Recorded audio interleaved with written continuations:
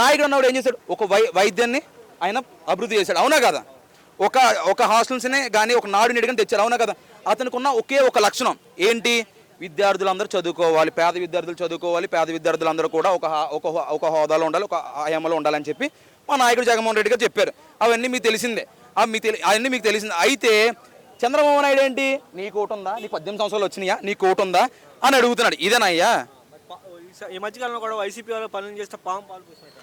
అన్నా ఇదిగో నీకు చేతగాన్న వాళ్ళు 100 మాటలు అంటారన్న. పండ్ల మీద చెట్ల మీద రాయలు పడతాయని చెప్పి పెద్దోళ్ళు ఇచ్చిన సామెతలు అయ్యి, మా ఓడు నాయకుడు దమ్మున్న నాయకుడు, మా ఓడు నీతికి నిజాయితీకి వెళ్ళిన నాయకుడు మా జగన్మోహన్ రెడ్డి గారు 100 మాటలు, ఎన్ని మాటలు అన్నా సరే కార్యకర్తలు వెనకాల ఉన్న గంట కూడా ఏమీ జరగదు. చెప్తున్నాను కదా, వెనకాల జగన్మోహన్ రెడ్డి గారి గురించి మా ప్రాణం ఇచ్చేస్తాం మేము. ఎందుకంటే మా విద్యార్థి విభాగం, అలానే మా నాయకులు, మా నియోజకవర్గ ప్రెసిడెంట్లు, జిల్లా అధ్యక్షులు అందరూ కూడా ఏవైనా సరే వెనకాల మేము ఉంటాం. 2029 తగ్గించుకుంటాం మేము.